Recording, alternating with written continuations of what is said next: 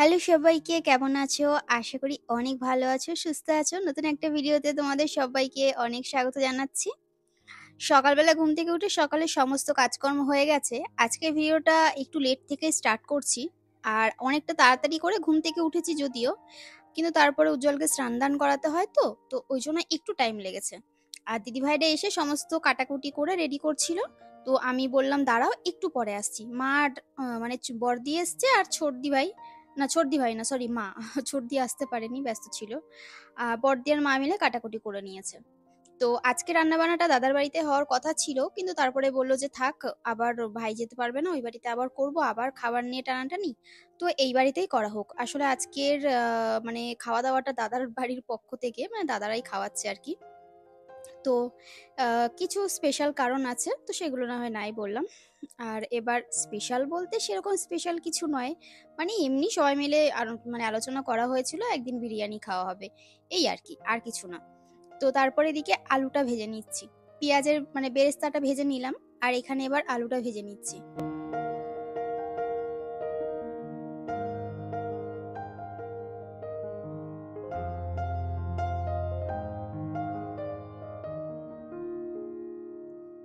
তো এদিকে আলুটা ভাজা হয়ে গেছে, এদিকে ভাত করা হয়ে গেছে, এখানে রয়েছে মাংসের পেঁয়াজ আর বেরেস্তাটা ভালো করে ভেজেছি, কিন্তু তোলার সময় না আঁচটা এতটাই জোরে ছিল, নিচের খানিকটা পুড়ে গেছে। হাতা আনতে দেরি হয়ে গেছিল, খুন্তি দিয়ে তুলছিলাম যেহেতু, দিদিভাই ওদিকে মাংসটা ধুয়ে বেছে রাখছিল। আর এদিকে আলুটা ভাজা হয়ে গেছে, আলুটাকেও আর কি তুলে নিচ্ছি। আজকে হবে বিরিয়ানি, তাও আবার আজকে মাটন বিরিয়ানি হবে। আমি মাংসটা রান্না করে দিচ্ছি, দেন দেবো আর কি। আর এই আলু ভাজা, পেঁয়াজ ভাজা, যা টুকটাক কাজকর্ম সেগুলো করছি। আর মাংসটা তো কষাতে বেশ অনেকটা সময় লাগবে। তারপরে বিরিয়ানিটা দিদিভাইকে বলেছিলাম তুমি সাজিয়ে দিও, তো দিদিভাই সাজিয়ে দিয়েছিল তারপরে। আর এদিকে এবার পেঁয়াজটা দিয়ে দিলাম। আলু ভাজা হয়ে গেছে, বেরেস্তা ভাজা হয়ে গেছে। যতটা তাড়াতাড়ি সম্ভব রান্নাটা করব, কারণ 1:30-2টোর মধ্যে রান্না করতে হবে। এদিকে দেখো পেঁয়াজ ভাজা হয়ে গেছে, এবার এর মধ্যে দিয়ে দিলাম রসুন বাটা। আর রসুন বাটা দেওয়ার পর তারপরে এবার দেবো আদা বাটা, লঙ্কা বাটা। লঙ্কাটা আমি ওপর থেকে নামার সময় পেস্ট করে নিয়ে এসেছিলাম। আর ওদিকে বিরিয়ানি মশলাটাও পেস্ট করে নিয়েছিলাম, একেবারে শুকনো খোলায় ভেজে তারপরে পেস্ট করেছিলাম। আর আদা লঙ্কা এই সমস্ত, মানে লঙ্কা নয়, আদা পেঁয়াজ তারপরে রসুন, এগুলো মা দিদিভাই ওরা রেডি করেছে সব। তো এবার দিয়ে দিলাম মশলাটা, দিয়ে ভালো করে নাড়াচাড়া করে নিচ্ছি। আর এই যে বড় কড়াইটা আমাদের, ওটাই নিচে নামিয়ে নিয়েছি। আর আমাদের যে ওই যে ওভেনটা কিনেছিলাম, ওই ওভেনটাই শুধু 4খানা পা লাগানো হয়েছে, মানে রড, কি বলে যে রড বসানো হয়েছে। রড বসিয়ে ঝালাই করে নিয়েছে। আর তো বেশ সুবিধাই হয়েছে, এইটাই রান্নাবান্না বেশ আমাদের করা যাবে। বড় কিছু রান্নাবান্না হলে আর অসুবিধা হবে না। অনেকদিন ধরে ইচ্ছা ছিল কেনার, তো ফাইনালি এটা কিনেছিলাম, আগের বছরই কিনেছিলাম, কিন্তু এটার ওই পাগুলো লাগানো হয়নি, মানে ছোট ছিল পাগুলো। আর এতটাই গরম হয়ে যেত না, মেঝে ফেটে যাওয়ার চান্স ছিল, মানে আগের বার করেছিলাম যখন কাঠ ফাট পুড়ে গেছিল নিচে। তারপরে এই পাটাকে বড় করা হয়েছে। আর এবার দেখো মাংসটার মশলাটাকে দিয়ে দিলাম, ভালো করে কষিয়ে নিয়েছি। এবার দিয়ে দিলাম এর মধ্যে মাংসটা। আর ওরাও সবাই আসবে আর কি, কিন্তু এখন ওই ওই বাড়িতেই রয়েছে আমার যা, ওরা তো ওরা কাজ বাজ করছে ওদের বাড়িতে। তো খাওয়া দাওয়া রান্নাবান্না আজকে এই বাড়িতেই হবে সবার। আর মা স্নান করে পুজো দিয়ে দিয়েছে ওপরে, আর নিচে দীপ জ্বালায় পুজো দিয়ে দিয়েছে। আমি যেহেতু এদিকে এই যে রান্নাবান্নাগুলো করছিলাম ওই জন্য।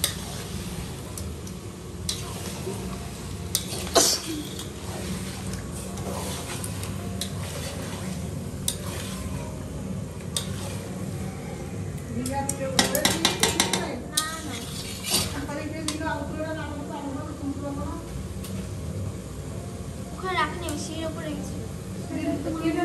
ওইটা ছাড়া কেউ ধরেনি।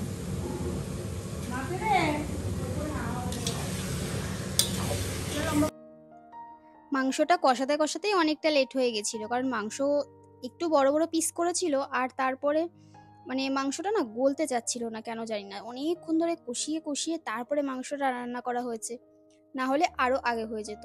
আর এদিকে দিদিভাই শসা, পেঁয়াজ, মানে স্যালাডটা রেডি করছে। আর আমি এদিকে মাংস কষাচ্ছি, তো মাংস এখনো কষানো হয়নি, বেশ আরো কিছুক্ষণ সময় লাগবে। এই তো মাংসটা কষানো হয়ে গেলেই তারপরে বিরিয়ানিটা সাজিয়ে দমে দিলেই ব্যাস রেডি হয়ে যাবে, আর বেশি কিছু করার নেই। আর চালটা যতটা সেদ্ধ করতে হয়, মানে একটু শক্ত শক্ত রাখতে হয়, সেই রকমই আর কি রেখেছি। তো মাংসটা ফাইনালি এত কিছু করার পর তারপরে কষানো হয়েছে। আর একটু জানো তো, মাংস ভালো করে কষিয়ে না দিলে খেতে ভালো হয় না। তো এবার দিয়ে দিলাম এর মধ্যে পরিমাণ মতো জল দিয়ে এবার এটা ঢাকা দিয়ে দেবো ফুটতে। মানে ফুটবে, তারপরে গরম মশলা দিয়ে নামিয়ে নেব। আর গরম মশলা না দিলেও হবে, একটু হালকা গরম মশলা দেওয়া হয়েছিল এর মধ্যে যখন পেস্ট করেছিলাম।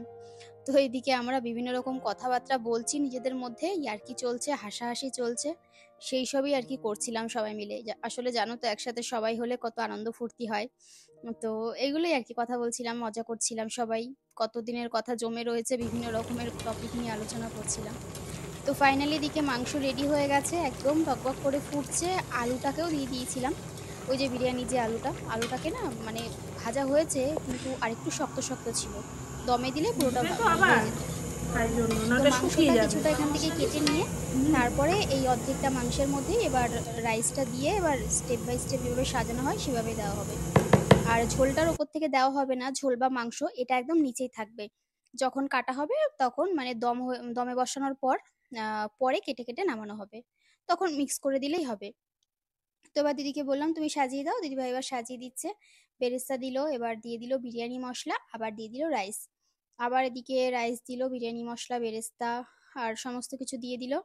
দিয়ে এবার এই যে বাদ বাকি যে রাইসটা ছিল সেই রাইসটা এর মধ্যে এবার পুরোটা দিয়ে দিচ্ছে আর কি। তো রাইসটা দেওয়ার পর এবার ওপর থেকে আরো যে সমস্ত ওই বেরেস্তা দেওয়ার, গরম মশলা দেওয়ার আর কি কি দিচ্ছে তোমাদের দেখাচ্ছি। তো দেখো এবার বাদবাকি যে বেরেস্তাটা ছিল সেটা দিয়ে দিল। দেওয়ার পর এবার এর মধ্যে দিয়ে দিচ্ছে বিরিয়ানি মশলা, কিছুটা ঘরে করেছিলাম, ঘরে অনেকটাই করেছিলাম, আর একটুখানি না প্যাকেটে ছিল, আগে একবার করেছিলাম। তো আমি বললাম যে এটাকে দিয়ে দাও, নাহলে নষ্ট হয়ে যাবে। তো ওইটাকে একটু দিয়ে দিল। এবার এর মধ্যে দিয়ে দিচ্ছে ঘি, আর গোলাপ জল দিল, কেওড়া জল দিল, আর আতরটা দেওয়া হয়নি, ঘরে খাবো তো অসুবিধা নেই। আর এবার এর ওপর ফুড কালার দিল একটু, দিয়ে এবার আটছিল না ঢাকনাটা, কারণ বেশি হয়ে গেছিল অনেকটা রাইস।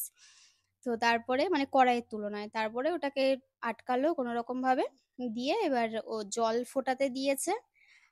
মানে জলের ওপরেই আর কি দিয়ে দেবে, জলটা ফুটবে, তার সাথে সাথে এদিকে ঝোলটাও ফুটবে, রাইসটাও সেদ্ধ হয়ে যাবে।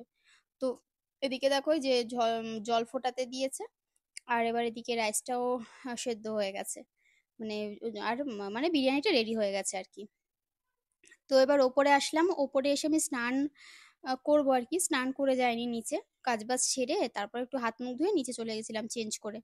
তারপরে দেখো একে যেন একেবারে রসগোল্লা পেয়ে নিয়েছে, মানে এরা যদি একে পেয়েছে তাহলে যে কিভাবে ওকে চটকায়, ও মানে ভাবছে যে ছেড়ে দে মা, কেঁদে বাঁচি অবস্থা। আমি বললাম আমার কাছে আয়, ওকে তো ওরা কিছুতেই দেবে না। আর এই শুরু করেছে দুজনে মিলে, এ বলছে আমাকে দে, ও বলছে আমাকে দে, মানে কি যে পেয়েছে ওরা একে। তো ও আসলে কি বলতো চটকা চটকি বেশি পছন্দ করে না, যতটা পারে শান্ত থাকে। আর এনাকে দেখো বিছানার মধ্যে দাঁত দাঁত মানে দাঁত ধার দিচ্ছে, দাঁতে শান দিচ্ছে।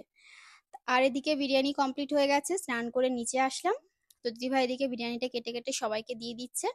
আর আমি বললাম আমাকে আমি দিয়ে দাও, বলছে না তুমি আর ভাই তোমারটা ভাইয়েরটা নিয়ে চলে যাও। তো তারপরে খেয়ে এসো, লাগলে আমাদেরকে আবার দিও। তো আমাদেরকে যা দিয়েছিল অতটা আমরা খেয়েও পারিনি, মানে ওর অর্ধেক খেয়েছিলাম দুজনে মিলে। আর এদিকে সবাই মিলে যে খেতে বসেছে। তো হ্যাঁ, তারপরে খেতে বসেছে, এবার খাওয়া হয়ে গেলে তারপরে মানে ওদেরটা বেড়ে দিয়ে তারপরে আমাদেরটা নিয়ে চলে যাব। তো সবাই এসে গেছে, আমার যা ওরা সবাই এসে গেছে, এই মাত্র আসলো। তো এসে ওই অর্ধেক আগে খেতে দেওয়া হয়েছে। গায়ে পড়বে দাও আর পড়বে এই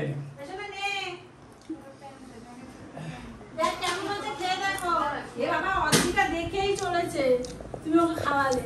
এটা ছোট ওই মা তো বড় রিলেশন ওই জন্য তো এই যে না ছোট এগুলো খাই দিল, ওই যেটা আছে সেটা দেখেছিস?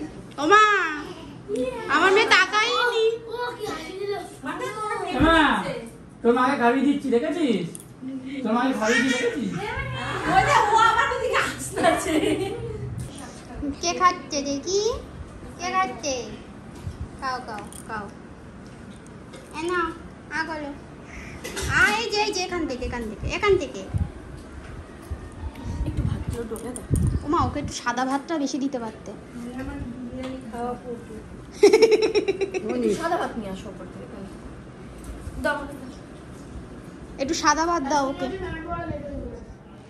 তুমি তো এই করে হবে না। হ্যাঁ হয়ে যাবে, আমি নিয়ে যাবো লাগলে। হ্যাঁ ফোন করে আমি দিয়ে আসবো। আচ্ছা ঠিক আছে।